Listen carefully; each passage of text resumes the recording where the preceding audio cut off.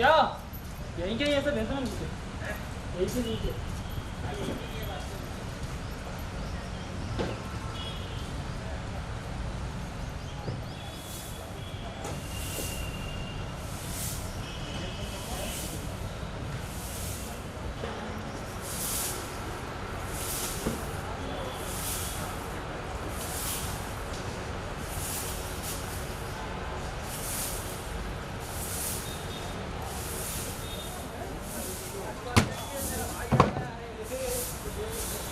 हाँ भाई साहब जय हो चल रही व्यवस्था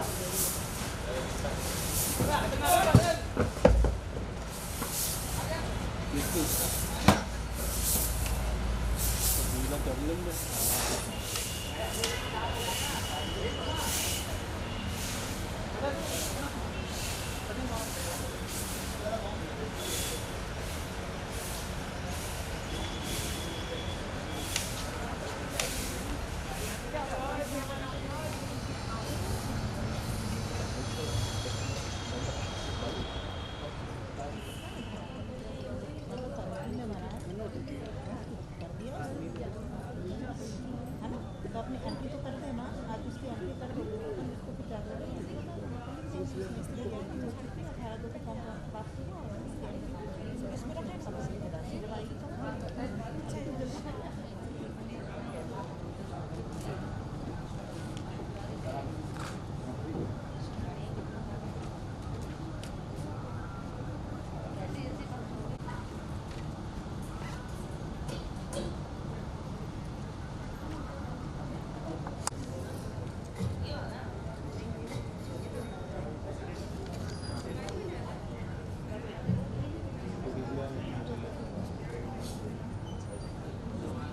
क्या होगा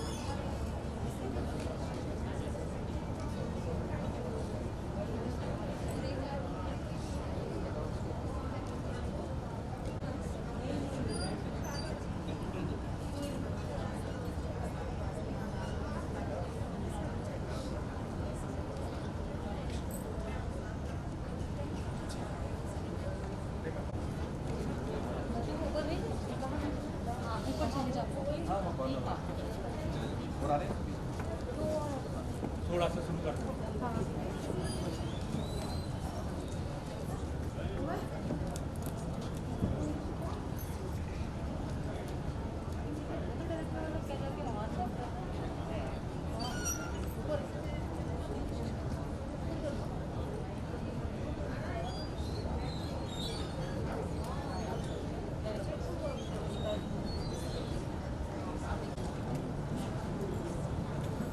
नमस्कार। अंतर्राष्ट्रीय महिला दिवस के अवसर पर आप सभी का स्वागत है। कल अंतर्राष्ट्रीय महिला दिवस था और महिला बाल विकास विभाग की तरफ से 3 दिवसीय उत्सव और सत्रों का आयोजन किया गया है। कल हुनर हाट का शुभारंभ हुआ। इसके पश्चात स्त्री दिवस पे परिचर्चा हम लोग करेंगे, जिसमें स्त्री मुद्दों पर काम करने वाले हमारे कुछ साथी हमारे साथ रहेंगे। द्वितीय सत्र वो रहेगा। तृतीय सत्र कविता पाठ का कथाकारों का जो लब्ध प्रतिष्ठित नाम है, उन सब का तारुफ आप सबसे कराना चाहती हूँ। हमारे बीच हैं सुश्री उर्मिला सुरेश जी, बहुत जाना पहचाना नाम है। हम उनका स्वागत करते हैं। मेरा आप सबसे अनुरोध है कि आप सब उनका तालियों के साथ स्वागत करें। साथ सुश्री शरद सिंह जी, सीहोर से पधारी हैं सुश्री इंदिरा दांगी जी और स्वाति तिवारी जी। आप सभी चारों कथाकारों का हम बहुत बहुत स्वागत करते हैं, अभिनंदन करते हैं। मुझे बताते हुए बड़ी खुशी है कि हमारे बीच आज प्रमुख सचिव महिला बाल विकास श्री अशोक शाह साहब भी हैं, संचालक महिला बाल विकास श्रीमती स्वाति मीना जी भी हैं। मेरा अनुरोध है प्रमुख सचिव महिला बाल विकास से कि कृपया दीप प्रज्वलन कर इस कार्यक्रम का शुभारंभ करें। कहा कि कहानी क्या है, जीवन की लिखती ही कहानी है जो हम पे गुजर रही है, जो हमारे साथ बीत रही है, वही कहानी है। और आज के लिए कहानीकार, कथाकार आज हमारे बीच उपस्थित हैं। दीप प्रज्वलन के साथ इस कार्यक्रम का हम शुभारंभ कर रहे हैं। अस्तो मां सद्गमय, तमसो मां ज्योतिर्गमय, मृत्योर्मा अमृतंगमय। साहित्य का ये प्रकाश ऐसे ही फैलता रहे और हम सब इसके भागीदारी बन सकें।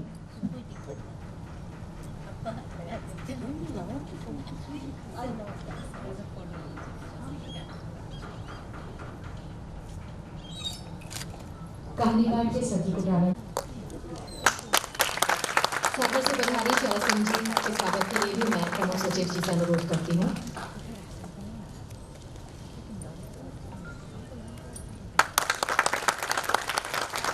सुश्री इंदिरा दांगी जी जो सीहोर से पधारी हैं, उनके स्वागत के लिए भी मैं संचालक महिला बाल विकास श्रीमती स्वाति मीना जी से अनुरोध करती हूँ।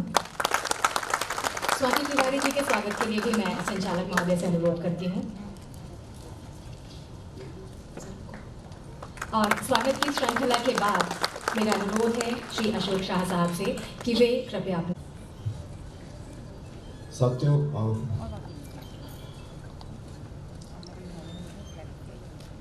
अंतर्राष्ट्रीय महिला दिवस हर साल मनाते हैं।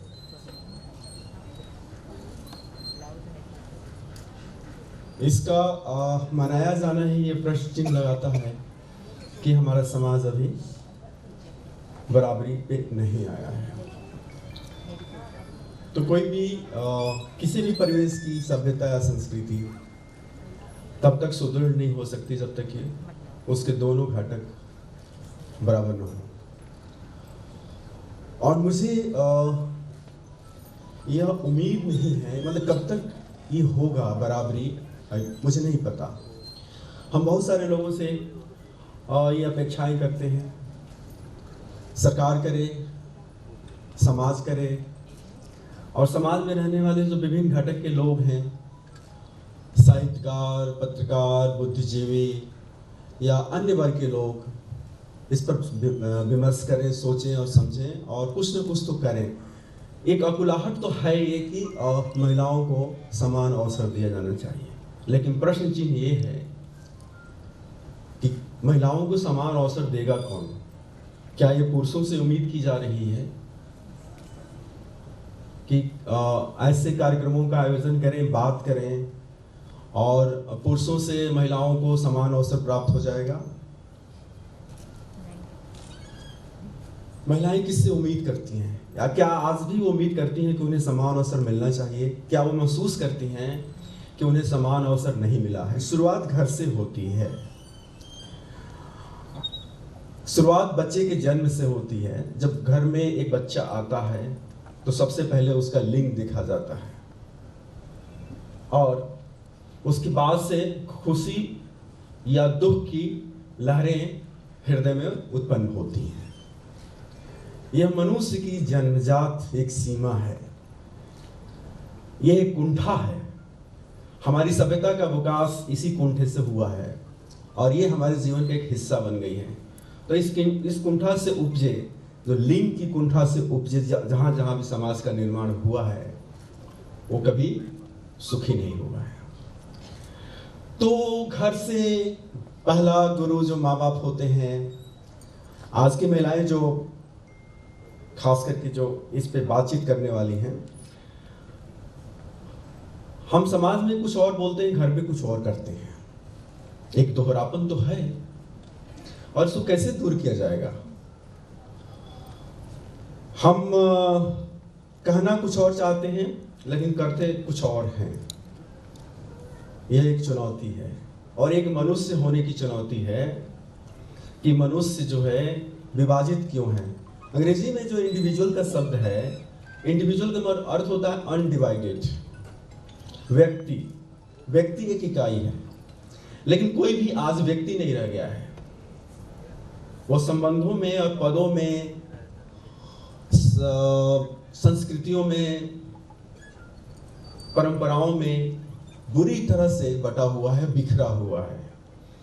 हमें एक सिंगल व्यक्ति मिलना दिखना बहुत मुश्किल लग रहा है।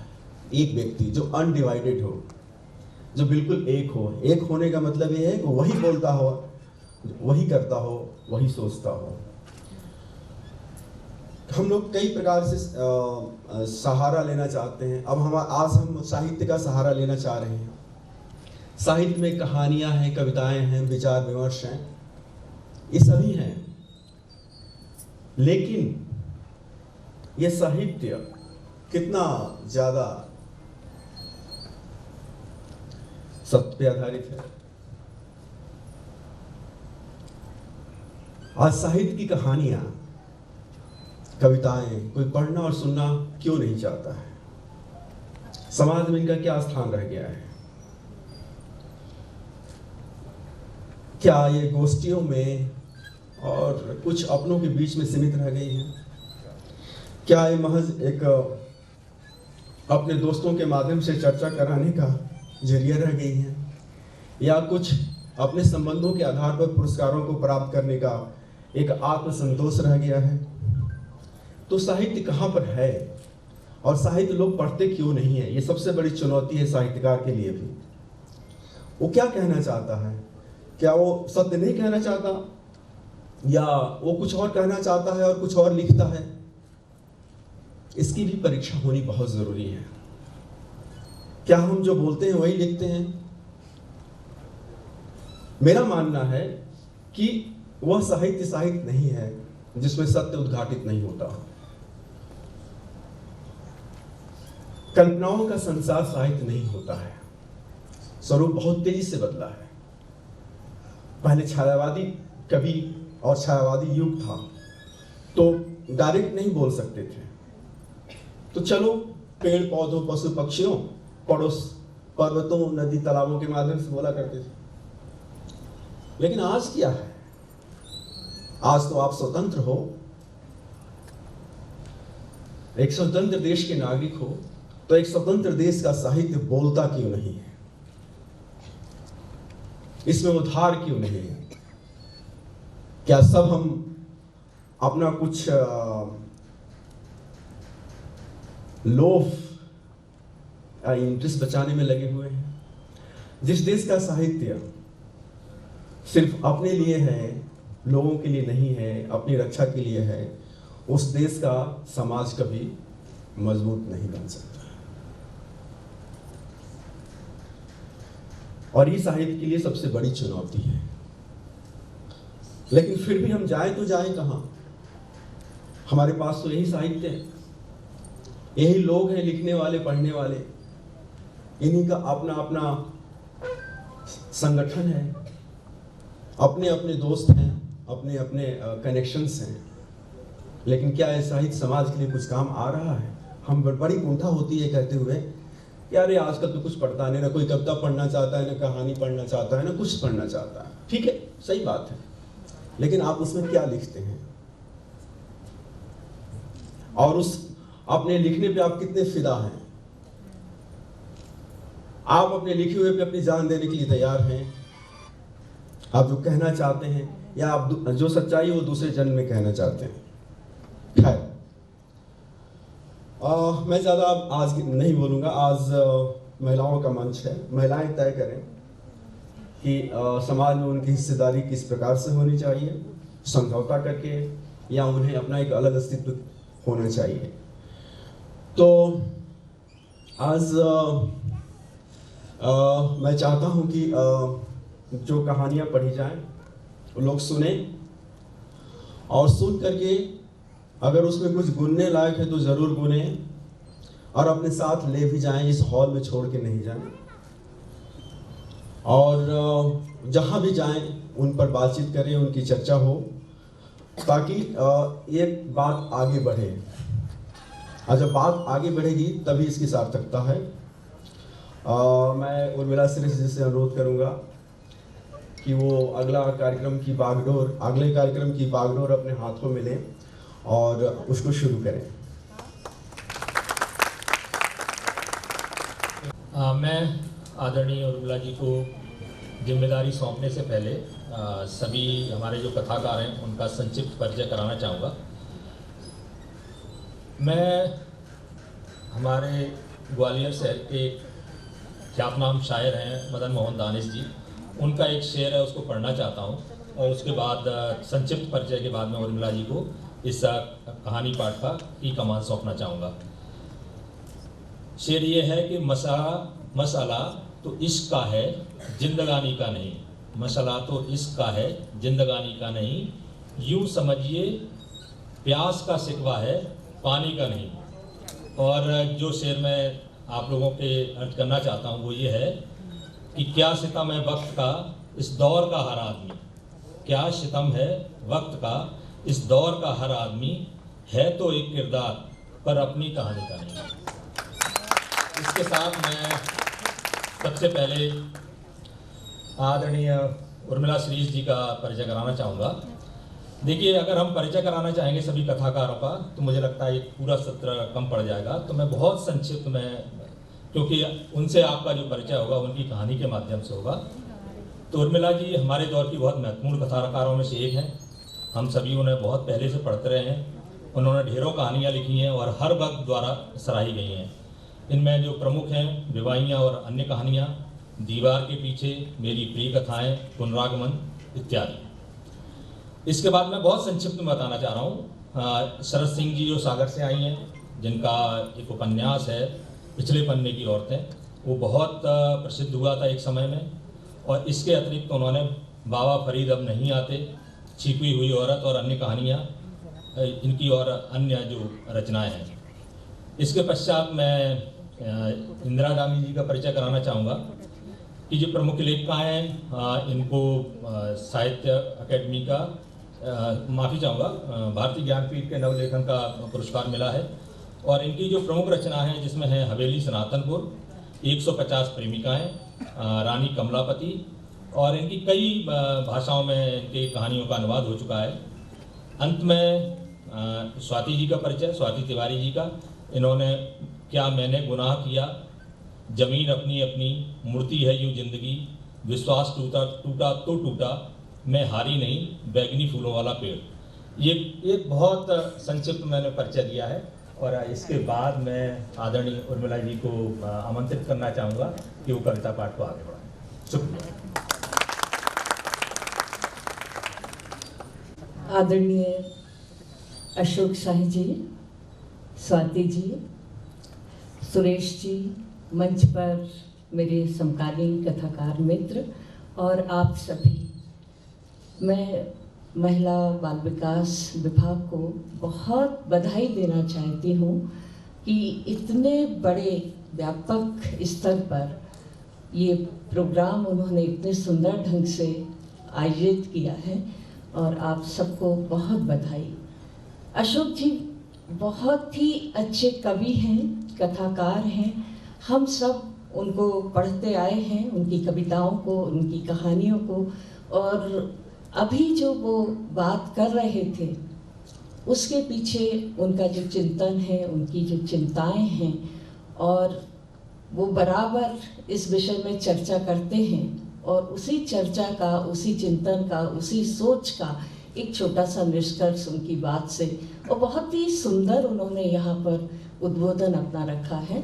और मैं ज़्यादा समय नहीं लूँगी क्योंकि आप सभी को कहानी सुनने का इंतज़ार है। तो परिचय दे दिया गया है। मैं सबसे पहले आज की युवा पीढ़ी में सर्वाधिक चर्चित और अपनी कहानियों के द्वारा साहित्य के क्षेत्र में व्यापक पहचान रखने वाली, और केवल कहानी ही नहीं, उपन्यास, नाटक के क्षेत्र में भी उतना ही उनका नाम हुआ है, ऐसी चर्चित युवा कथाकार इंदिरा दांगी को आमंत्रित करती हूँ कि वो अपनी कहानी का पाठ आप सबके सामने करें। इंदिरा दांगी। सत्र की अध्यक्षा प्रसिद्ध कहानीकार उर्मिला जी, वरिष्ठ कहानीकार स्वाति जी, शरद जी, हमारे सामने उपस्थित माननीय PS सर जो उतने ही ख्याति लब्ध कवि भी हैं, और 4 पंक्तियाँ उनकी अनुमति से मैं बोलना चाहूँगी। प्यार अनंत है अथाह, पर प्यार करना सृजन है दुख का, जैसे नीले आकाश को फिर से रंगना। कितनी प्रसिद्ध पंक्तियों के रचयिता माननीय सर स्वाति जी, आप सभी की अनुमति से अपनी कहानी का पाठ आरंभ करना चाहूँगी। कहानी का उन्वान है बकरी। वाल्मी पहाड़ी पर पहुंचकर अनीता ने अपनी बकरी चरने छोड़ दी और खुद पत्थरों के टीले पर एक बड़े पत्थर की ओट में आ बैठी। रात ओले गिरे थे। सुबह से जानलेवा सर्द हवाएं चल रही हैं। अनीता के पास गर्म शॉल कहाँ? रात जो चादर बिछाकर सोती है वही सुबह ओढ़कर आ जाती है। चादर के भीतर उसने 2 फटी शर्टें पहन रखी हैं जो पड़ोस में रहने वाले उसके किसान भाइयों की हैं। माँ जब तक इतनी ही मदद कर पाती है अपनी विधवा अनाथ बेटी की। वो आसपास देखती है। झाड़ियों टहनियों से लेकर घास तक भीगा हुआ है। आग नहीं जलाई जा सकती। दूर सिंदूरी बल्ब से रोशन सूरज की ओर वो देखती है, जैसे देखने भर से कुछ गर्माहट मिल जाएगी उसकी ठंडाती पसलियों को। उगते सूरज की दिशा को जाती सड़क पर स्कूल यूनिफॉर्म में जाती उसकी 7 बरस की बेटी अनीता आवाज देती है, डिब्बा में रोटी रख ली थी। डिब्बा नहीं अम्मा, टिफिन। ओ वही, रास्ते में मढ़िया देव को प्रणाम करना नहीं भूलना। बेटी आगे बढ़ जाती है। अनीता हर दिन वाले चिंतित चेहरे के साथ फिर उन्हीं ठंडे प्रस्तरों पर लौट आती है। जमाना कितना खराब है लड़कियों के लिए। वो सूने रास्ते को देखती सहम कर सोचती है, लेकिन जमाना तो हमेशा ही खराब रहा है लड़कियों के लिए। फिर वो ये सोचती है और अपने आप से कहती है, अम्मा ने पहाड़ से नीचे गांव के स्कूल का कभी मुंह नहीं देखने दिया। आज अगर 4 अक्षर जानती होती तो किराने की दुकान ही डाल लेती, नहीं तो फेरी लगा लगा के कुछ बेचा करती। लेकिन सब रोजगारों में विद्या लगती है और विद्या तो स्कूल जाए ही आती है। क्या बड़बड़ा रही हो अकेली? जमुनिया ने अपनी 3 बकरियां उसकी बकरी के पास छोड़ दी हैं। अपने दोनों हाथ एक दूसरे से घिसती उसके पास आ बैठती है। ठंड बहुत है। अपने फटे शॉल से आधा चेहरा ढांप लिया उसने। कुछ दिन चढ़े तो हवा सूखे, तब आग जला लेंगे। अनीता कुछ गीली टहनियां बटोर कर पत्थरों पर रख लेती है। जो ना सूखी हवा तो भी दिन तो काटना ही है, जैसे भी सहन हो। जमुनिया पत्थरों पर बैठी अब बकरियों की ओर देख रही है। उसकी 3 बकरियों के साथ अनीता की उन्नत नस्ल की बरबरी बकरी चल रही है। बकरी गाभिन है। पूनम तक ब्याह जाएगी तुम्हारी बकरी। उम्मीद तो है मड़िया देव रक्षा करें। पहाड़ी गांव से नीचे जंगल में किसी पेड़ तले 3-4 ईंटों से बनी नन्ही मड़िया को ही अपना रक्षक मानती है अनीता। मन ही मन स्मरण किया, देव जीवन की पूंजी की रक्षा करना। स्कूल जाती बेटी और सामने चरती कीमती बकरी। पूरे गांव में एक बरबरी बकरी तुम ही खरीद पाई अनीता। अपनी चांदी की हंसुली भी तो बेची है भाभी, तन का आखिरी जेवर था। चांदी बेचकर ली है तो सब चांदी ही कर देगी ये तुम्हारे घर में।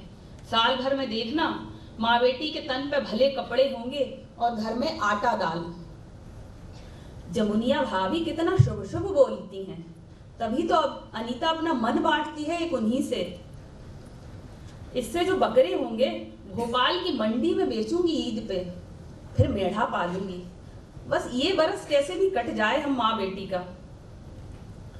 तुम्हारे भाइयों ने बहुत बुरा किया तुम्हारे साथ। दोनों मिलके 10 बीघा के खातेदार हैं। 100 खेत भी पुरखों के हैं, लेकिन बीघा भर भी जमीन न दी घर की विधवा अनाथ बेटी को। और कैसी तो तुम्हारी माँ है, अपनी ही कोख जाई की दुश्मन। नहीं भाभी, अम्मा ने इतना तो किया है कि उनके घर के पास मुझे झोपड़ी डालने दी है। कभी भाभीयों से छुप छुपा के झोली भर अनाज नहीं तो 2 मुट्ठी शक्कर दे जाती हैं। मैं तो मना करती हूँ, बेचारी राण बुढ़िया करे भी तो क्या, उसे तो अपनी ही रोटियों के लाले हैं दो बहुओं की मालकी में।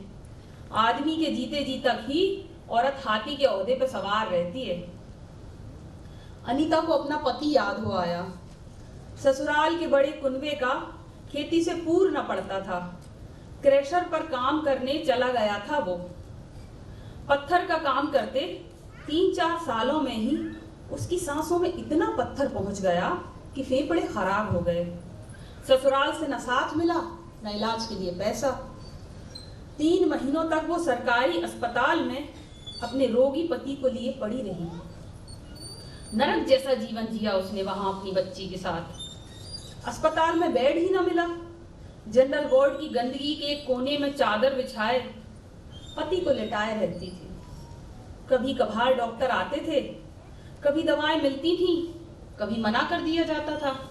नर्सों की गाली गलौज और वार्ड के सफाई कर्मियों की गंदी नियतों के बीच वो कैसे भी रहती रही अपने रोगी के साथ वहां कि पालनहार जी जाएगा। पर हे मढ़िया देव, उसकी मौत तो जीवन की सबसे अभागी स्मृति है।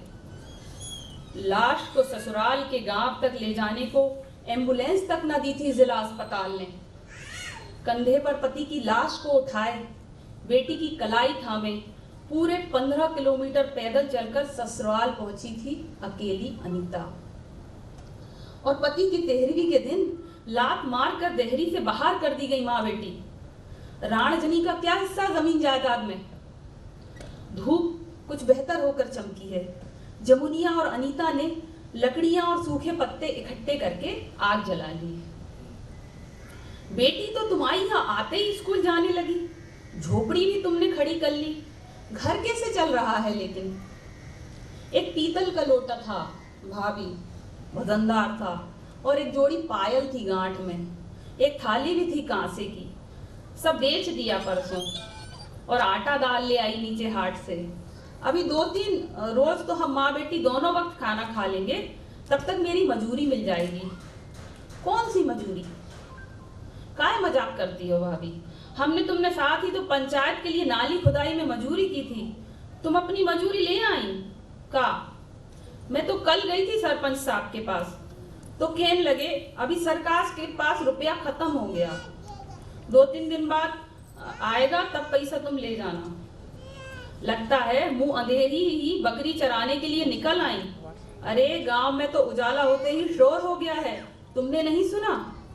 का सरपंच सचिव दोनों फरार हो गए। का?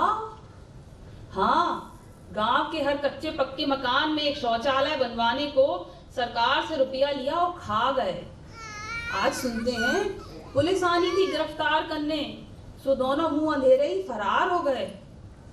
अब मंजूरी हमारी। अनीता की आंखें डबडबा आई। जमुनिया के दिल में आया कह दे भूल जाओ, लेकिन वो कह ना सकी। आग तापते अनीता ने कपड़े का टुकड़ा खोला। रात की बची एक रोटी वो आते समय लेती आई थी, बाकी 2 रोटियां बेटी के लिए छोड़ आई थी। एक उसने खाई होगी, एक स्कूल ले गई होगी। आग में सेककर अनीता अपनी रोटी खाने लगी। जमुनिया ने अपने खाने के डिब्बे में से अचार की फांक और प्याज का टुकड़ा निकालकर उसकी ओर बढ़ा दिया। अनीता ने चुपचाप वो भी खा लिया। अनीता बिन्नू, तुम तनिक बकरियां देखना, घर के कुछ काम निपटा कर अभी आती हूँ। जमुनिया चली गई। अनीता जानती है वो दोपहर ढलने से पहले नहीं लौटेगी। अचार की फांक और प्याज के टुकड़े तक की कीमत वसूल कर लेते हैं लोग। बकरियां चर रही हैं, आसपास कोई दिखाई नहीं देता। अनीता जल्दी से पास के पीपल पर चढ़ गई और पत्ते टूटने लगी। कोई देख ना ले। पेड़ पर स्त्रियों का चढ़ना मना क्यों है? कम से कम उन स्त्रियों के लिए तो मना नहीं होना चाहिए जिनकी बकरी रात में भूखी रहती है। अनीता जल्दी जल्दी पत्ते टूट कर नीचे पीछे अपने चादर पर फेंकती जाती है। किसी भी चरवाहे के इस तरफ आने से पहले वो बकरी की रात भर की खुराक इकट्ठी करके चादर में बांध कर रख देगी एक और। थोड़े से ही पैसे हाथ में आते ही वो सबसे पहले एक हंसिया खरीदेगी, फिर पीपल पर नहीं चढ़ा करेगी, बबूल और बेरी की झाड़ियों की टहनियां काट कर ले जाया करेगी। अचानक बकरियों की तेज मिमियाहटों रिरियाहटों से हवा चीख उठी और सबकी आवाजों में शामिल जिसकी आवाज नहीं हो सकी वो अनीता की बकरी थी। जब तक अनीता ने पीपल से नीचे, अनीता का ध्यान पीपल के पत्ते तेजी से टूटने और हंसिया खरीदने की ख्वाहिशों के बीच खो गया और वो प्रकृति के माहौल में हो रहे उन परिवर्तनों चेतावनियों को नहीं भांप पाई जो तब होते हैं जब कोई हिंसक आता है। अचानक बकरियों की तेज मिमियाहटों और रिरियाहटों की आवाज से हवा चीख उठी और सबकी आवाजों में शामिल जिसकी आवाज नहीं हो सकी वो अनीता की ही बकरी थी। जब तक अनीता ने पीपल से नीचे देखा, तेंदुआ उसकी बकरी की गर्दन दबोच चुका था। ओ मेरी बकरी! ऊंचे पीपल से कूदकर आधे पल में जमीन पर आ गई अनीता। तेंदुआ को उसने कमर से पकड़ा और अपनी पूरी ताकत से खींचकर एक और फेंक दिया। जानवर पत्थरों पर जा गिरा। अनीता ने बकरी को गले से लगा लिया। घाव गहरे नहीं हैं, बच जाएगी। वो घाव देख ही रही थी कि दौड़ कर आया तेंदुआ और उसने बकरी का पिछला हिस्सा अपने पंजों में दबोच लिया। बकरी के गर्भस्थ बच्चों तक पहुंचा हत्यारे के पंजों का दबाव और बकरी जान छोड़ती आवाज में चीखी, ए नाहर! अनीता ने नाहर की गर्दन दबोच ली एक बाह से और दूसरी बाह से उसे फिर परे धकेल दिया। बकरी भागने की कोशिश में गिर पड़ी। अनीता उसे ओट देकर खड़ी हो गई नाहर के सामने। अब दाव पर जान और जीवन पूंजी दोनों। हिंसक तेंदुआ फिर उछला हमला करने, पर अब की शिकार बकरी नहीं, चरवाहिन है। हमले से अनीता गिर पड़ी। तेंदुए की पकड़ में शर्ट की कॉलर आई। दो शर्टों की परत में उसके नाखून और दांत ठीक से जम नहीं पाए और अनीता ने फिर उसे एक और फेंक दिया। तेंदुए के मुंह में शर्ट के फटे हिस्से हैं। शिकार की गर्दन अब एकदम खुल गई है, दांत कपाने के लिए। अनीता ने एक मोटा पत्थर दे मारा जो ऐन जबड़े पर लगा तेंदुए के, लेकिन ना वो गिरा ना उसकी नजर हटी और जानवर अनीता पर निर्णायक हमला करता है। उसकी गर्दन पर दांत पंजे गढ़ाने की कोशिश कर रहा है पशु, जबकि वो अपनी पूरी ताकत से उसके मुंह पर मुक्के मार रही है। कहीं दूर स्कूल में उसकी बेटी पढ़ रही है, जिसका दुनिया में सिवाय अनीता के कोई नहीं है। 2, 4, 6, 7वें, 8वें घूंसे की ताकत से तेंदुआ एक और गिर पड़ा। जानवर के मुंह से भल-भल करता खून बह रहा है और इससे पहले कि शिकारी संभलता, शिकार संभल गई। तापने के लिए जलाई अलाव में से एक जलती टहनी अनीता ने झपट कर उठा ली। दूर से दूसरे चरवाहे दौड़ते हुए इसी ओर चले आ रहे हैं। घायल बकरी लड़खड़ाकर खड़ी हो गई है। लहूलुहान तेंदुआ जंगल की ओर भाग रहा है और हाथ में जलती टहनी लिए अनीता उसके पीछे दौड़ती चली जा रही है। आभार।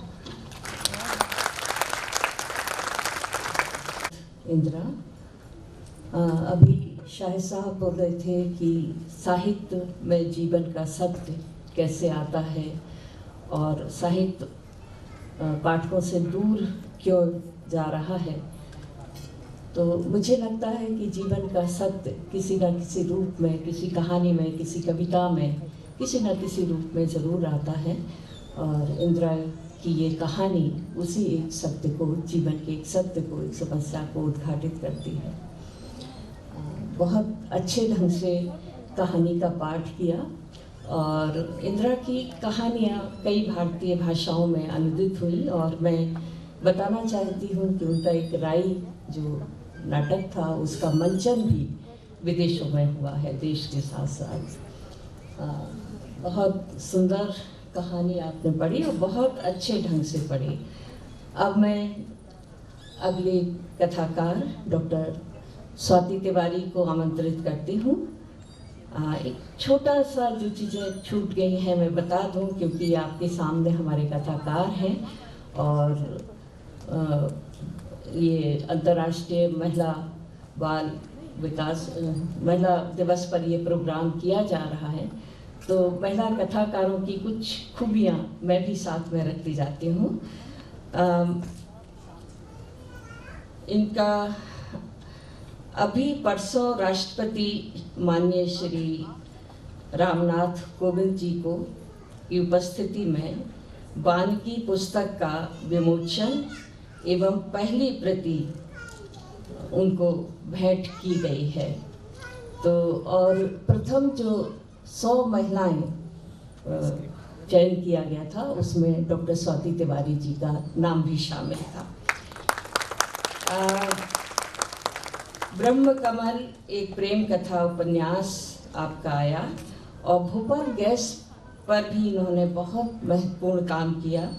इनके कहानी संग्रह और पर काफ़ी काम भी हुआ है, तो मैं उनको आमंत्रित करती हूँ कि स्वाति जी आएँ और अपनी कहानी का पाठ आपके सामने करें। डॉक्टर स्वाति तिवारी।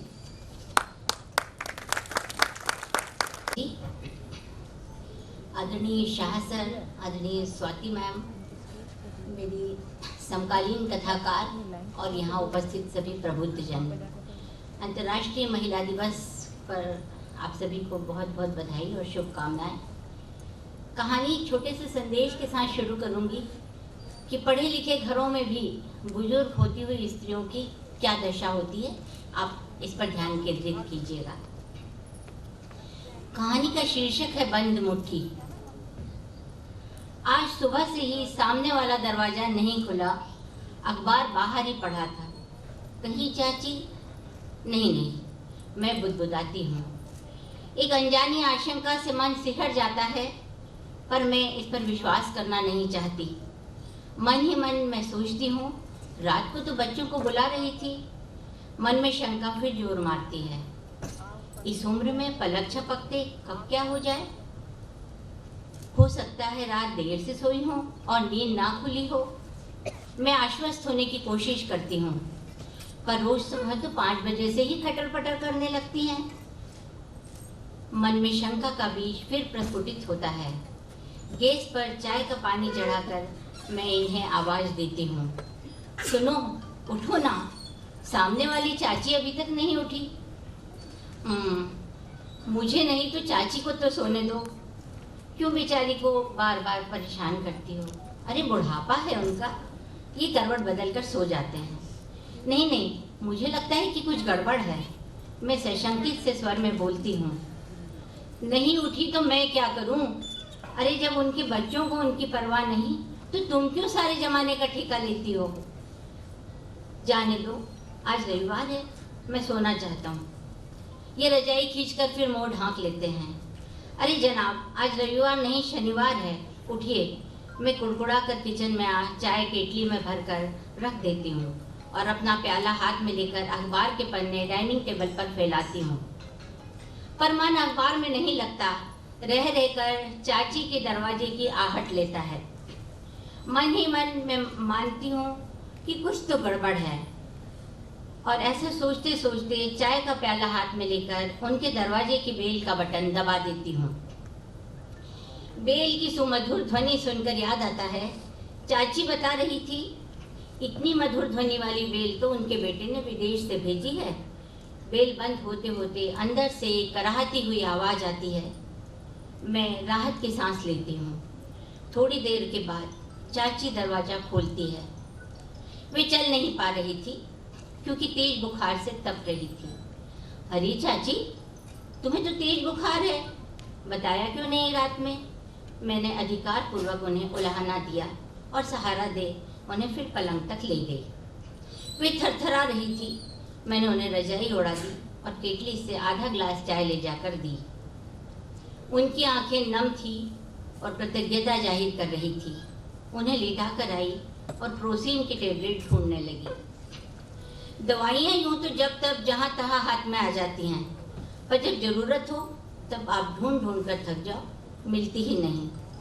फिर ख्याल आया, पैरासीटामॉल सिरप रखा है बच्चों का, अभी 2-3 चम्मच वही दे देती हूँ, कुछ तो राहत मिलेगी और फिर कम से कम साइकोलॉजिकल असर तो होगा ही कि कुछ दवाई ले ली। फिर बुढ़ापा भी तो बचपन की ही पुनरावृत्ति है, सोचते हुए उन्हें 2 चम्मच सिरप पिला देती हूँ। घर के सुबह के काम, बच्चों का टिफ़िन, पति का टिफ़िन, सारे काम निपटा कर फिर जाकर चाची को देखती हूँ तो बुखार थोड़ा कम हुआ।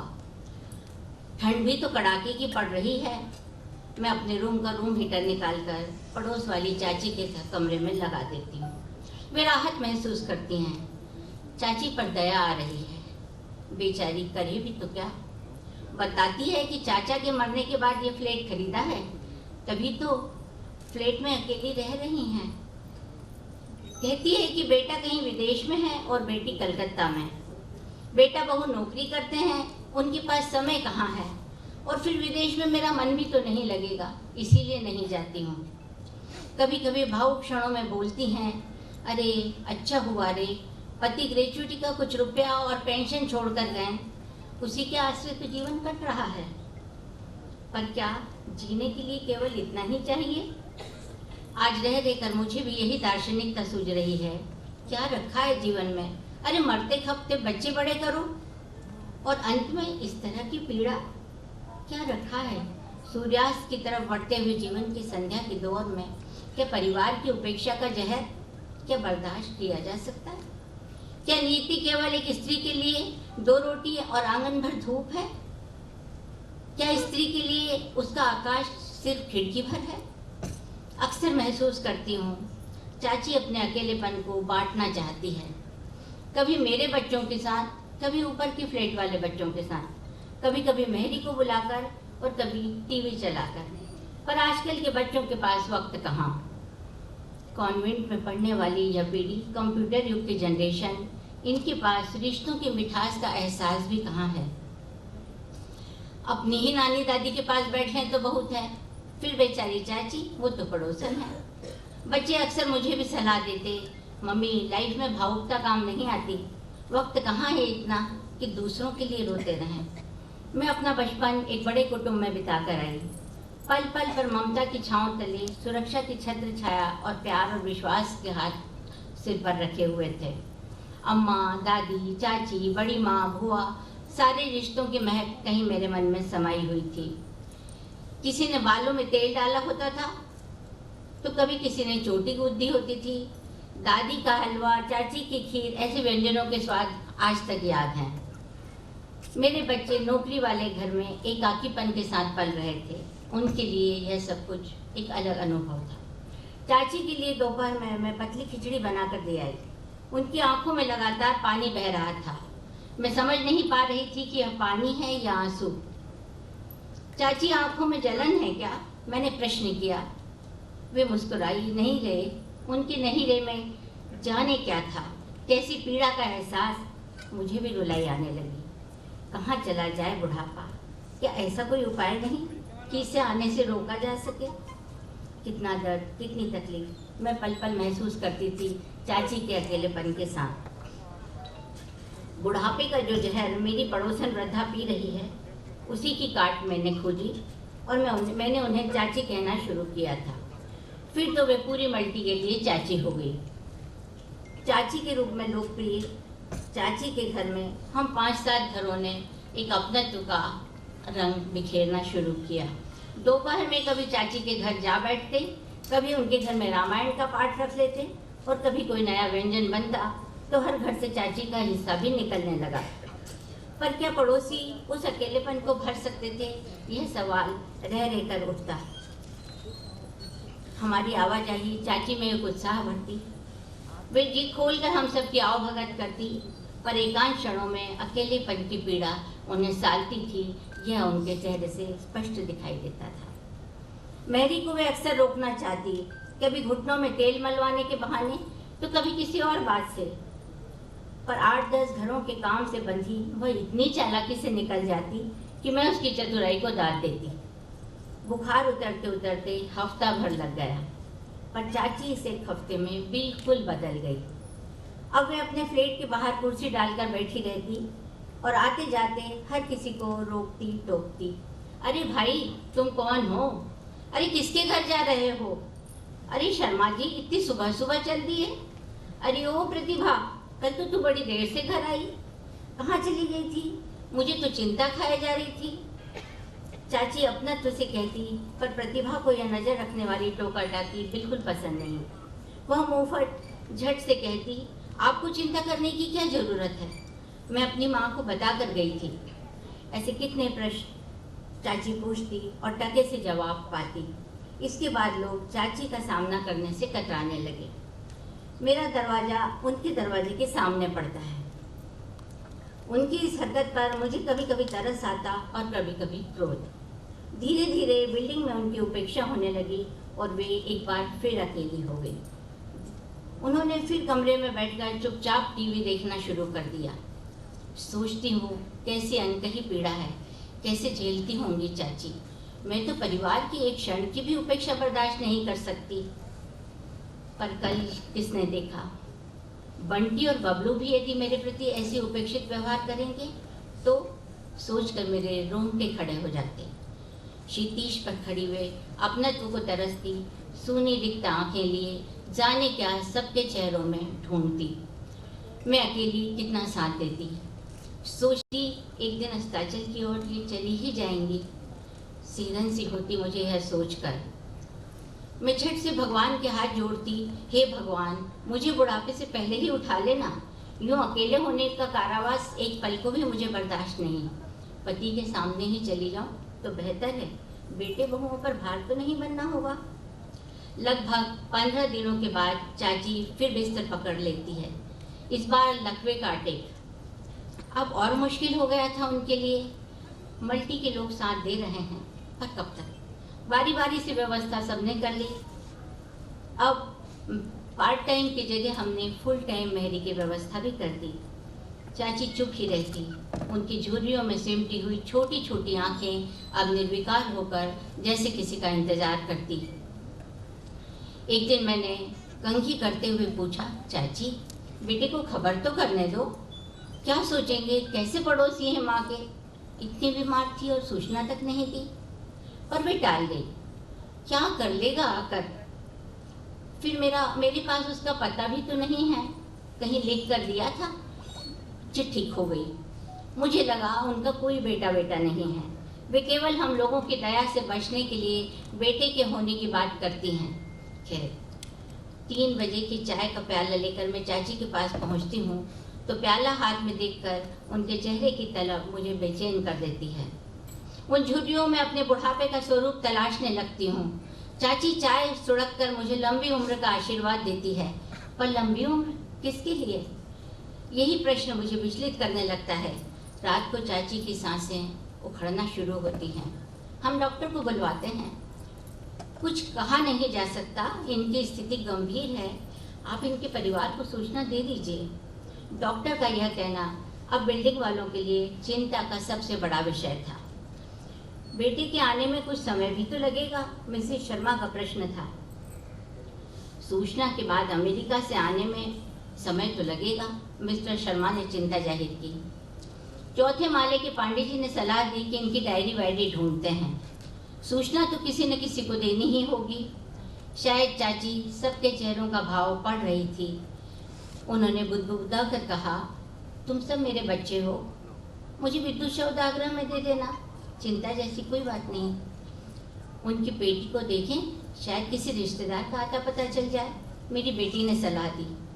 पर चाबी नहीं मिली और रात 3 बजे के बाद चाची चली गई।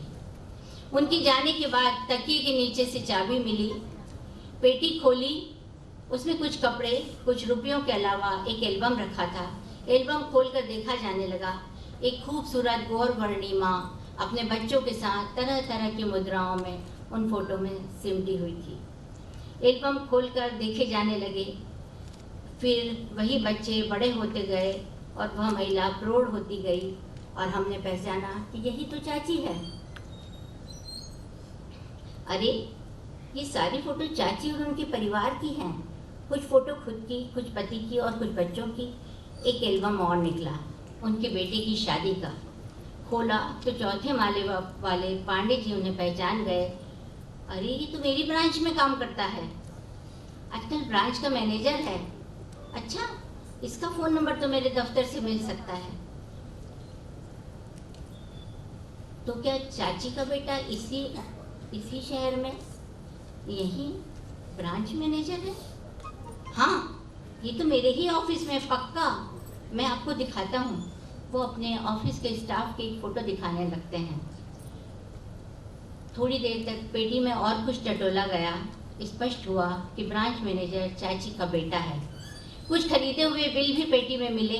ये उन्हीं वस्तुओं के थे जिन्हें बताकर चाची कहती थी, ये मेरे बेटे ने अमेरिका से भेजी है। सारे राज खुल गए थे, एक बंद मुट्ठी की तरह जो खुल गई तो खाक कहलाती। पर चाची तुम्हारी मुट्ठी सदा बंद रही और खुली भी तो खाक नहीं हो पाई। उसमें बंद था एक माँ का आत्मसम्मान। तो चाची का नालायक बेटा इसी शहर में है, चलो खबर तो कर ही दी जाए। हाँ, खबर की गई। चाची की पेटी में एक डायरी मिली, यादों को समेटती हुई बहुत सारी चीज़ें सामने आने लगी। बेटे के आने तक उस कमरे में एक अंतराल फैला रहा जहाँ थी चाची की डेड बॉडी और हवा में तैरता एक प्रश्न, क्या चाची को उनके बुढ़ापे में अकेला होने से बचाया जा सकता था? हम सब स्तब्ध थे। पर्दे की सरसराहट से लग रहा था अब कोई आया, शायद अब, लेकिन आया था शवदाह के लिए ले जाने के लिए शव वाहन। धन्यवाद। बहुत बहुत धन्यवाद स्वाति जी। ये मानवीय संबंधों को लेकर लिखी एक ऐसी सच्चाई आज हमारे समाज में है जिससे हम सब लोग रूबरू हो रहे हैं। और कुछ समय पहले एक बात सामने आई थी कि जो तीसरा विश्व युद्ध है वो पानी की समस्या को लेकर लड़ा जाएगा, लेकिन एक और जो समस्या मुँह बाए खड़ी है वो है वृद्धावस्था। तो ये मतलब विकास के दौर में, महत्वाकांक्षाओं के दौर में या संबंधों को ना समझने की जो एक संवेदनहीनता इस तरह के उसमें आ रही है, उसी को उजागर करती एक बहुत ही सुंदर मार्मिक कहानी स्वाति जी ने यहाँ आपके सामने रखी। और ये इतना सुंदर, अभी मैं देख रही थी सुबह कहानी में जीवन के अनेक रंग, दूसरा सत्र आपका चर्चा का सत्र जिसमें जैसे अशोक जी बोल रहे थे कि स्त्री किससे उम्मीद कर रही है और कितने तरह के सवाल आज उन्होंने, जैसे सूक्ति वाक्य वो बोल रहे थे और मैं तब से मेरे दिमाग में आंदोलित हो रही हर चीज़ कि एक एक वाक्य उनका एक सूक्ति की तरह चल रहा था कि क्या क्या हम अपेक्षा कर रहे हैं, क्या चीज़ें हैं और ये जो आयोजन है इसका मकसद इसमें साकार होता हुआ दिखाई दे रहा है। तो ये भी बहुत बड़ी समस्या हमारे समाज में है जिससे हम सब लोग दो चार कर रहे हैं। बहुत धन्यवाद। अब मैं आमंत्रित करती हूँ डॉक्टर शरद सिंह को हिंदी साहित्य में नवीन विषयों पर उपन्यास लेखन के लिए चर्चित शरद सिंह के उपन्यास पिछले पन्ने की औरतें, पचकौड़ी, कसबाई सिमोन तथा शिखंडी चर्चित रहे हैं। स्त्री विमर्श पर इन्होंने बहुत सारी रचनाएं लिखी हैं और इसके अलावा वो राष्ट्रवादी व्यक्तित्व की जो जीवनी है उसकी एक श्रृंखला उन्होंने लिखी है। खजुराहो की मूर्तिकला एवं प्राचीन भारतीय इतिहास की पुस्तकों सहित अनेक विषयों पर अनेक विधाओं में लगभग उनकी 50 पुस्तकें प्रकाशित हो चुकी हैं और उनकी कहानी और उपन्यासों में स्त्री का स्वर, जो आज थीम है, स्त्री का स्वर बहुत ही गहराई के साथ आता है। तो मैं आमंत्रित करती हूँ शरद सिंह को कि आएं और अपनी कहानी का पाठ करें।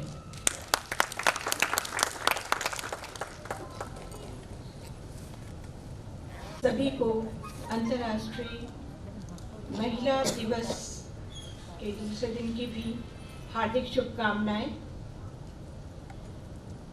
मेरे सामने बैठे सुधी श्रोताओं और वे विशेष व्यक्ति अशोक जी, स्वाति जी, तोमर जी, जिन्होंने इस संकल्पना को साकार किया है। मैं तो देखकर अभिभूत हो गई। जब मैंने प्रवेश किया इस परिसर में, तो जो एक भव्यता मुझे अनुभव हुई, उसे देखकर मुझे बहुत अच्छा लगा। क्योंकि अक्सर ये होता है कि जो शासकीय विभाग संस्थाएं होती हैं, वो किसी भी आयोजन को लेकर, किसी भी मुद्दे को लेकर बस एक औपचारिकता सी कर देती हैं। लेकिन यहाँ आकर मुझे महसूस हुआ कि इस विषय को, इस गंभीर विषय को, स्त्री जीवन के गंभीर विषय को उसी गंभीरता से लिया जा रहा है। और इसके लिए मैं धन्यवाद देती हूँ महिला बाल विकास विभाग परिवार को कि उन्होंने इस आयोजन को इतने गरिमापूर्ण ढंग से यहाँ पर रखा हुआ है। अभी जो अशोक जी ने बात कही, बहुत ही मुद्दे की बात थी कि साहित्य क्यों नहीं पढ़ा जा रहा है। ये एक चिंता का विषय है। उसके बहुत सारे कारण हो सकते हैं, भाषाई कारण भी है। जो हमारे बच्चे आजकल अंग्रेजी शिक्षा की ओर जा रहे हैं, तो हिंदी साहित्य कौन पढ़ रहा है। लेकिन साहित्य की बात जब हो रही है, भाषा की बात हटा दें, तो मुझे लगता है जब भी कोई नए विषय पर बात कही जाती है तो उसका स्वागत होता है, पाठक मिलते हैं और उसे बहुत ध्यान से पढ़ते हैं, पढ़ना चाहते हैं। ये मेरा अपना खुद का अनुभव है। मैं अपनी कहानी प्रस्तुत करूं उसके पहले मैं संक्षिप्त में बस 2 मिनट में अपनी बात कहना चाहूँगी कि जो मेरा पहला उपन्यास आया, पिछले पन्ने की औरतें, वो सागर और उसके आसपास के क्षेत्र, बुंदेलखंड क्षेत्र में मौजूद बेड़िया समाज और उसकी स्त्रियों जो बेड़नी कहलाती हैं, राई नृत्य करती हैं और जीवन यापन करती हैं, बल्कि परिवार चलाती हैं, उनके जीवन पर आधारित है। उस पूरी बेड़िया समाज के ओरिजिन से लेकर और वर्तमान स्थिति जो है उस पर आधारित है। जब ये मेरा उपन्यास आया, पूरा यथार्थवादी उपन्यास है, शोधात्मक उपन्यास है, तो उसे हाथों हाथ स्वीकार किया साहित्य जगत ने और पाठकों ने, जिसे लेकर मैं बहुत भयभीत थी कि पता नहीं, चूंकि शोधात्मक उपन्यास है, तथ्यपरक उपन्यास है, कल्पना कम है, यथार्थ ज़्यादा है, तो पता नहीं किस रूप में उसको लिया जाएगा। और कई लोगों ने मुझे कहा भी जोखिम मत लो पहले उपन्यास में, लेकिन मेरा मन नहीं माना उनकी स्थिति देखकर बेड़नियों की, और मैंने उस पर कलम चलाई। उनके बीच जाके रहकर उनकी स्थिति देखी और उनके जीवन पर कलम चलाई और लोगों ने स्वीकार किया। दूसरा उपन्यास मेरा जो पचकौड़ी है वो बुंदेलखंड के राजनीतिक यथार्थ पर है।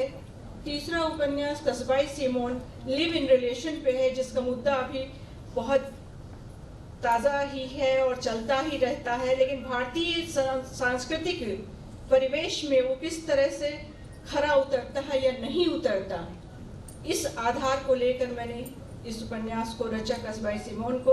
और मेरा ताज़ा उपन्यास शिखंडी, जिसका अभी जिक्र किया उर्मिला शिरीष जी ने, उसमें भी मैंने एक नया पक्ष लिया है। जो मान लिया जाता है कि शिखंडी थर्ड जेंडर था, एक्चुअली वो थर्ड जेंडर नहीं था। जो मैंने अध्ययन किया और पाया कि वो एक स्त्री थी जो शल्य चिकित्सा के द्वारा पुरुष बनी, और उसकी संघर्ष गाथा बहुत ही मार्मिक है।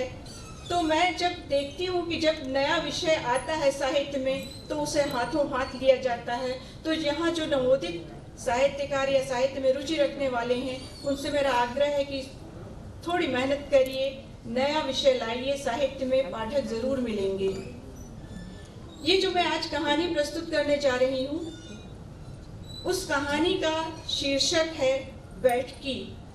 अगर आप हाट बाजार में सब्जी खरीदने कभी गए हों, तो वहाँ जो सब्जी की दुकानें लगी रहती हैं, उन सब्जी की दुकानों के लिए एक निश्चित शुल्क वसूल किया जाता है, जो बाजार बैठकी के नाम से जाना जाता है, और उसको संक्षेप में आम बोलचाल में सिर्फ बैठकी कह दिया जाता है।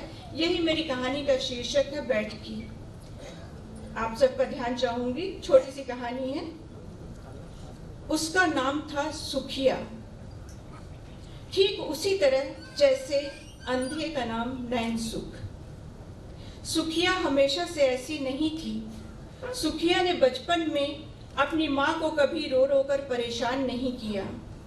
सुखिया की माँ घर के कामों से निवृत्त होकर बचे हुए समय में बीड़ी बनाती।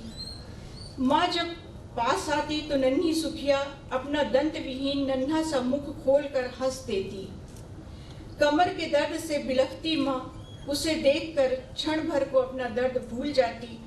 फिर दूसरे ही पल विषादपूर्ण स्वर में बोल उठती, हंस ले करमजली, हंस ले, मेरी कोख से जन्मी है, अब जन्म भर तो रोना ही है। वो कहा जाता है ना कि 24 घंटे में अगर सारी बातों को लिया जाए तो एक ना एक बात सही उसमें साबित होती है। हुआ भी यही सुखिया के साथ। सुखिया अभी ठीक से बालिग भी नहीं हुई थी कि ब्याह दी गई। पूरी बालिग होते होते एक बच्चे की माँ भी बन गई। शादी के 5 साल गुजरे और इन 5 सालों में सुखिया की गोद में एक के बाद एक 3 संतानें आ गईं। सेहत गिर गई, स्तनों से दूध उतरना बंद हो गया, परिवार बढ़ा लेकिन कमाई छोटी ही रही। अब बच्चों की भूख मारपीट से तो दबाई नहीं जा सकती, इसलिए सुखिया ने अपनी एक पड़ोसन की मदद से बीड़ी बनाने का काम जुटा लिया। एक यही काम तो उसको ठीक ठाक आता था, या कहना चाहिए कि देखा भाला था, क्योंकि उसने अपने बचपन में अपनी माँ को बीड़ी बनाते जो देखा था।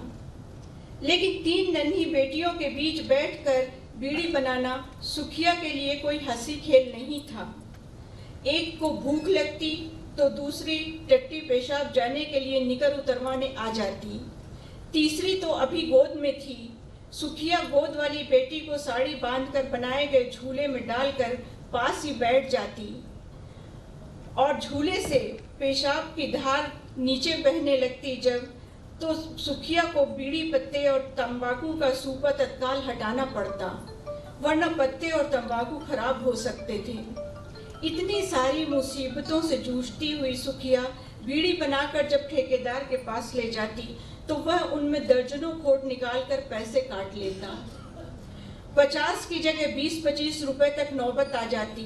झुंझलाई हुई सुखिया घर लौटती तो अपनी बेटियों पर बरस पड़ती।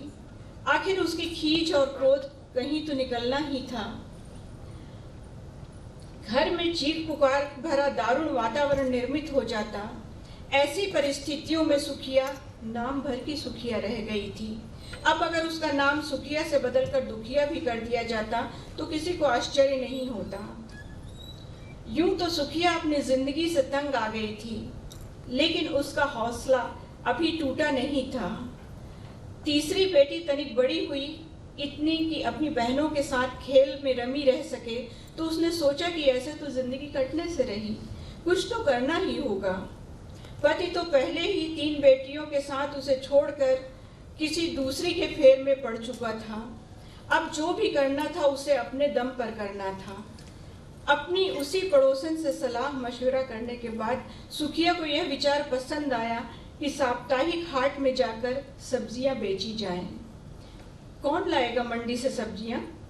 सुखिया को पता था कि उसकी मदद करने वाला कोई नहीं है। अब इसके सिवा कोई चारा नहीं था कि सुखिया स्वयं सब्जी मंडी जाए। आखिर साप्ताहिक हाट का दिन आ गया। सुखिया एक टोकरी और एक खाली बोरी लेकर सुबह सवेरे सब्जी मंडी जा पहुंची। सब्जियों से भरे हुए बोरे और उन्हें खरीदने के लिए चल रही मारामारी को देखकर सुखिया घबरा गई। फिर साहस करके वह भी कूद पड़ी भाव ताव के मैदान में। 15-20 मिनट में उसने भी वे सारी सब्जियां खरीद ली जिन्हें वह हाट में बेच सकती थी। अब समस्या थी सब्जियों को घर ले जाने की। हाट तो दोपहर से लगनी शुरू होती थी। चिंता में डूबी सुखिया सोच ही रही थी कि उसे किसी ने टोका, अरे भौजी तुम यहाँ कहाँ? राजू था, उसके मोहल्ले का लड़का। हाट के लिए सब्जी लेने आई थी, सुखिया ने जवाब दिया। ले ली? राजू ने पूछा। हाँ ले ली, मगर अब घर कैसे ले जाऊं? ऑटो रिक्शा वाले बहुत मांग रहे हैं और टेम्पो स्टैंड दूर है। सुखिया ने चिंतित स्वर में कहा, बस इतनी सी बात। अरे भौजी चलो मैं ले चलता हूँ तुम्हारी सब्जियाँ, मोपेड है मेरे पास, चलो तुम्हें भी पीछे बैठा लेता हूँ, बैठ जाओ। राजू मुस्कुरा कर बोला, नहीं नहीं तुम सब्जियाँ भर ले जाओ, मैं टेम्पो से आ जाऊंगी। सुखिया सकुचा कर बोली, टेम्पो में पैसे खर्च करोगी? इतने पैसे हो गए भौजी। राजू ने झिड़की भरे स्वर में कहा। राजू का तर्क दमदार था, इस पर सुखिया मना नहीं कर सकी। आखिर पैसों की खातिर ही तो उसे सब्जी मंडी आना पड़ा है और अब हाट में बैठना पड़ेगा। वह डरती सहमती राजू की मोपेड की पिछली सीट पर बैठ गई। वह जीवन में पहली बार किसी मोपेड पर सवार हुई थी। अच्छा लगा उसे। उसने सोचा कि सब्जियां बेच बेच कर जब 4 पैसे हो जाएंगे तो उसके वह भी एक मोपेड खरीदेगी, फिर उस पर बिठाकर अपनी बेटियों को घुमाया करेगी। शहर की बहुत सी औरतें तो इससे भी बड़ी बड़ी गाड़ियां चलाती हैं। भले ही यह शेख चिल्ली का सपना हो, लेकिन यह सुखिया को पल भर का सुकून तो पहुंचा गया। मानो पलक झपकते घर आ गया। कम से कम सुखिया को तो यही लगा। भौजी चाय भी नहीं पिलाओगी क्या? घर पहुंचते ही राजू सुखिया से बोल उठा। उंगली पकड़ने वाले को पहुंचा पकड़ते देर नहीं लगती। सुखिया को कुछ कुछ समझ में आया तो, लेकिन उसकी विवशता ने उसकी समझ पर पर्दा डाल दिया। हाँ बनाती हूँ ना, कहकर सुखिया चाय बनाने लगी। उसे इस बात से राहत का अनुभव हुआ कि उसका पति उस समय घर पर नहीं था, वरना पता नहीं उसकी क्या प्रतिक्रिया रहती। राजू सीटी बजाता हुआ पहले कमरे में टहलता रहा, फिर चारपाई पर पसर गया और कुछ पल बाद अपने हाथों की उंगलियों की कैंची बनाकर उसमें अपना सिर टिकाकर अधलेटा हो गया, जैसे वह उसका अपना घर हो। यह देखकर सुखिया को अच्छा नहीं लगा। उसने चूल्हे की आग और तेज कर दी ताकि जल्दी से चाय बन जाए और राजू चाय पीकर उसके घर से दफा हो जाए। चाय बनने की सुगंध पाकर सुखिया की मंझली बेटी दौड़ लगाकर घर के भीतर आ गई।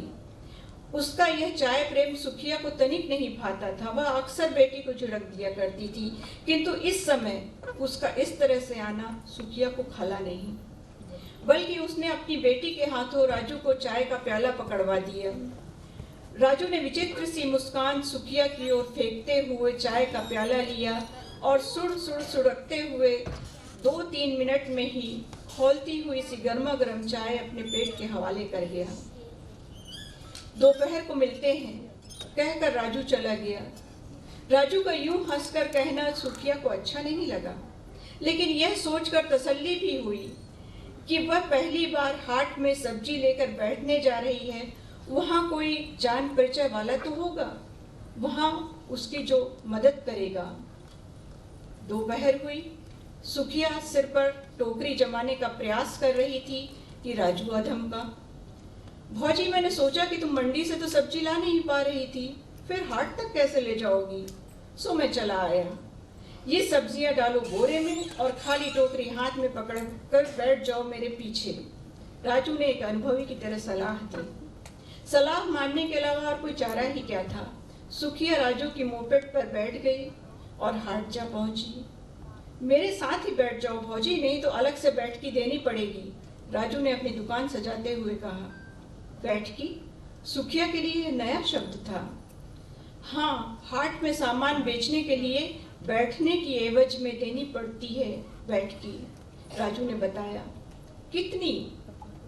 राजू ने कहा 8, 10, 15, ये तो वसूली वाले तय करते हैं। खैर तुम छोड़ो ये झंझट, तुम तो मेरे साथ बैठो, मैं कह दूंगा कि तुम मेरे घर की हो, घर वाली।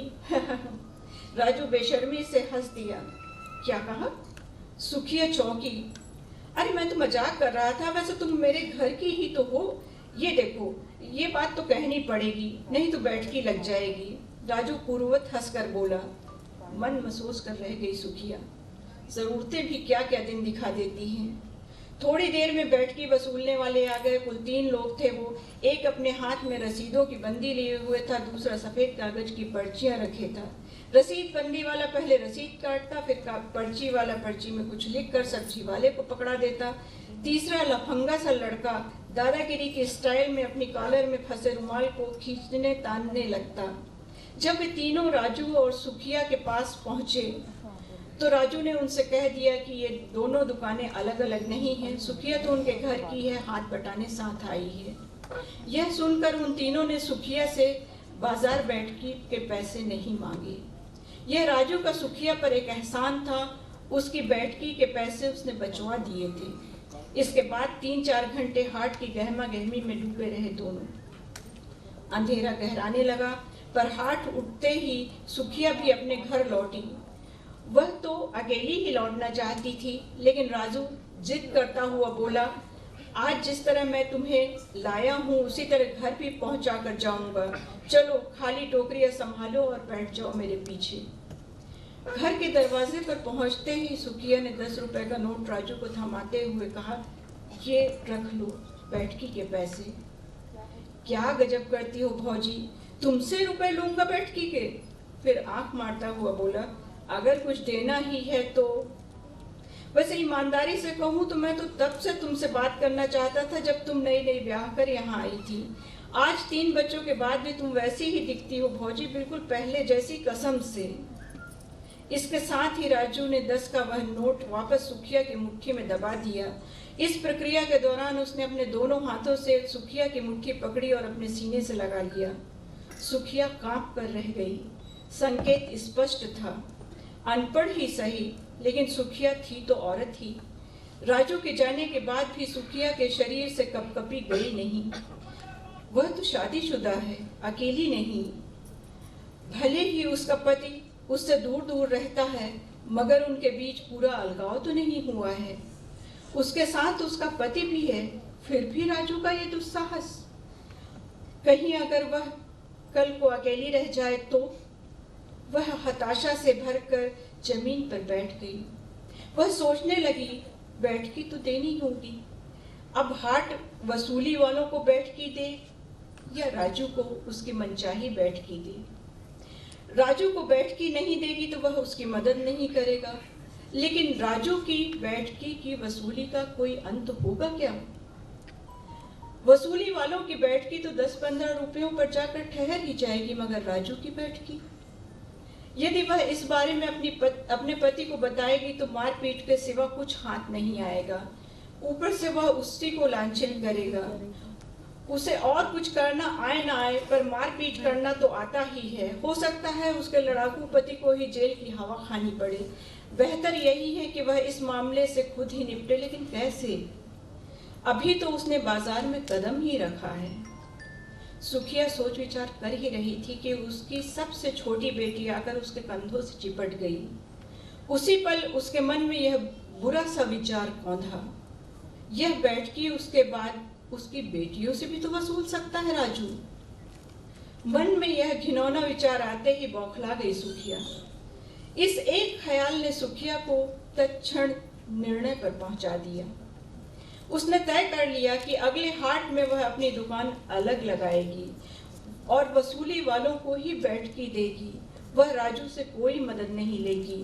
भले ही उसे मंडी से सिर पर सब्जियां ढो के लानी पड़े, भले ही उसे हाट तक सब्जी ढोनी पड़े, भले ही उसे हाट में बैठने की अच्छी जगह न मिले। राजू जैसे लोगों को समझना होगा कि औरत कमज़ोर नहीं है। गरीब की लुगाई सबकी भौजाई जैसी खटिया कहावतें अब नहीं चल सकती हैं। मैं अपने दम पर अपने परिवार का सहारा बनूंगी, सुखिया ने सोचा, और उसके समूचे शरीर में मानो हल्केपन की एक लहर सी दौड़ गई। सारा दिमागी तनाव गायब हो गया। कहते हैं ना कि एक पल का निर्णय पूरी जिंदगी को स्वर्ग या नरक बना सकता है, और वह निर्णय सुखिया ने ले लिया था। निर्णय लेते ही सुखिया का दिल हल्का हो गया और वह अपनी बेटी को गोद में बिठाकर दुलारने लगी। धन्यवाद।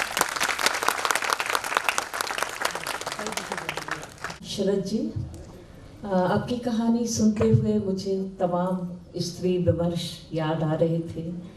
आदिवासी विमर्श, स्त्री विमर्श पिछले कई दशकों में ये चर्चा में रहे, और साहित्य की ये मान्यता रहती है कि जीवन का हर पक्ष, स्त्री जीवन का हर पक्ष जब तक समग्रता के साथ साहित्य में नहीं आता है वो कहीं हमें अधूरा लगता है।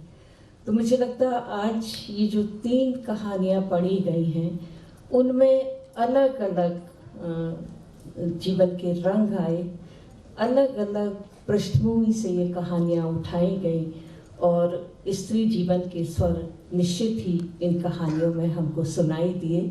मुझे लगता कि जिस तरफ आप इशारा कर रही थी एक मजदूर वर्ग या हमारे यहाँ जो संघर्षशील स्त्री का जो संघर्ष को हम एक सौंदर्य के रूप में भी देख सकते हैं कि उसके जीवन का जो संघर्ष है वो किस तरह से जीवन में उतरता है और स्त्रियां जिनको हम कभी साहित्य में नहीं भी देख पाते हैं लेकिन उनका संघर्ष अपने जीवन में निरंतर जारी है और आधी आबादी की जो शक्ति है, जो ताकत है इस देश को बनाने में, वो ऐसे ही समाज से आते हैं जो अपने कंधों पर उस समाज को लेकर चलते हैं। ये तीनों कहानियाँ आज अलग अलग जीवन के रंगों को, जैसा मैंने कहा और जैसा शुरू में शाह साहब ने अपने उद्बोधन में भी इस तरफ इशारा किया था कि साहित्य जीवन के किस सत्य को उजागर करता है, तो ये सत्य किसी न किसी रूप में, कविता में, कहानी में इस तरह से उतर कर आता है और हमारी अंतरात्मा में प्रवेश कर जाता है। मुझे तो लगता है कि इन कहानियों के बाद मुझे कहानी पढ़ना चाहिए या नहीं पढ़ना चाहिए, या ये कहानियाँ ही काफ़ी है। मैं इसी सोच में पड़ गई थी कि अब आगे क्या करना चाहिए, आप लोग बताएं।